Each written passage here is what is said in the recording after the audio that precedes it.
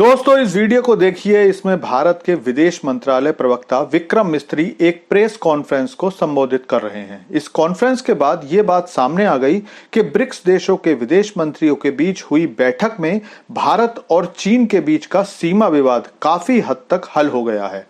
हालांकि इसकी सारी डिटेल आना अभी बाकी है, लेकिन इसके बाद मीडिया में इस बात की लगातार खुशियां मनाई जा रही हैं कि अब भारत और चीन के बीच 2020 में जो विवाद हुआ था उसको पूरी तरह से हल कर लिया गया है।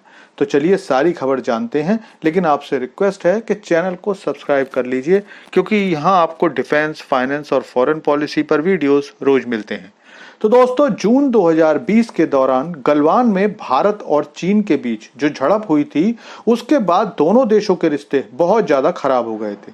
हालांकि एक बात इस समय बहुत अच्छी रही कि चीन और भारत इस मुद्दे पर बातचीत करने के लिए लगातार अलग अलग स्तरों पर मिलते रहे और इन सब के बीच सैन्य अधिकारियों के बीच तो जो लगातार बात होती थी वो तो होती ही थी, लेकिन विदेश मंत्री एस जयशंकर की शानदार विदेश नीति और भारत की बढ़ती हैसियत ने चीन को उस जगह पहुंचा दिया जहां वो इतना मजबूर हो गया कि उसे भारत की शर्तों को मानकर भारत के साथ अपने 4 साल पुराने विवाद को खत्म करना पड़ा।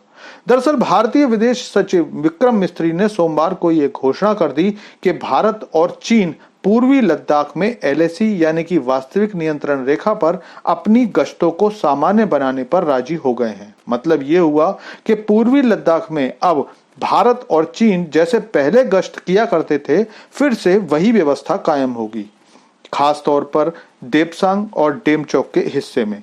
अब भारत और चीन की सेनाएं पहले की तरह सामान्य तरीके से गश्त करेंगी। इसके बाद वहां से भारत और चीन की सेनाएं सीमा से वापस होंगी। जैसा कि अपनी पुरानी वीडियोस में मैं आपको बताता रहा हूं कि सीमा पर भारत के लगभग 50,000 सैनिक हर समय तैयार रहते हैं। लगभग इतने ही सैनिक चीन के भी वहां तैनात हैं। लेकिन अब सवाल उठता है कि भला ऐसा क्या खास हो गया कि 4 साल पहले जो चीन भारत के लगभग पूरी सीमा पर विवाद करके भारत को परेशान कर रहा था, आज वो भारत के सामने केवल झुका ही नहीं है, बल्कि भारत की शर्तों को पूरी तरह से मानकर अपनी सेना हटाने तक को राजी हो गया है। तो दोस्तों इसकी वजह केवल भारत की विश्व कूटनीति में बढ़ती ताकत ही नहीं है, बल्कि इसके 2 बड़े कारण हैं। और वो क्या है, चलिए बात करते हैं। दरअसल 4 साल पहले बॉर्डर पर जब चीन ने अपनी सेना को भेजा था, तब से लेकर अब तक हालातों में जमीन आसमान का अंतर आ चुका है। जून 2020 में चीन अपनी नीतियों को लेकर इतना आश्वस्त था कि उस समय उसे लगता था कि ये पूरा दशक उसके आर्थिक और सामरिक रुतबे को इतना बढ़ा देगा कि केवल भारत ही नहीं बल्कि पूरी दुनिया चीन के सामने नतमस्तक हो जाएगी। चीन को लगता था कि कोरोना के बाद पूरी दुनिया की सप्लाई चेन उसके कब्जे में होगी। सप्लाई चेन और वन बेल्ट वन रोड योजना के दम पर पूरी दुनिया में चीन का सामान छा जाएगा, क्योंकि आपको याद होगा कि चीन ने कोरोना वैक्सीन पहले ही तैयार कर ली थी और अपने नागरिकों को लगाना भी शुरू कर दिया था।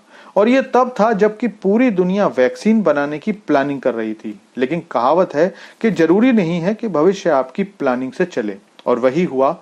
भारत ने इस मौके को अपनी अर्थव्यवस्था के लिए गोल्डन अपॉर्चुनिटी समझा और ऐसी पॉलिसीज बनाई जिसके बाद पूरी दुनिया ही नहीं बल्कि खुद चीन से भी कंपनियां भारत आने लगी। भारत की ग्रोथ बढ़ने लगी और चीन की अर्थव्यवस्था नीचे जाने लगी। चीन का सबसे मजबूत स्तंभ जिसने चीनी ग्रोथ को संभाल कर रखा हुआ था, वो रियल एस्टेट भर भरा कर गिरने लगा। और इसके बाद चीन की अर्थव्यवस्था के साथ साथ चीन का विश्व कूटनीति में स्थान भी गिरता गया। आज हाल ये है कि भारत की ग्रोथ दुनिया में सबसे ज्यादा है और दुनिया में सबसे तेजी से बढ़ती अर्थव्यवस्था से अगर चीन लगातार अपने संबंध खराब रखता है तो इससे भारत को नहीं बल्कि चीन को ही ज्यादा नुकसान होने वाला है। और अब चीन को ये समझ आ गया है, जिसके बाद वो इस गतिरोध को समाप्त करने के लिए हर तरीके से तैयार हो गया है।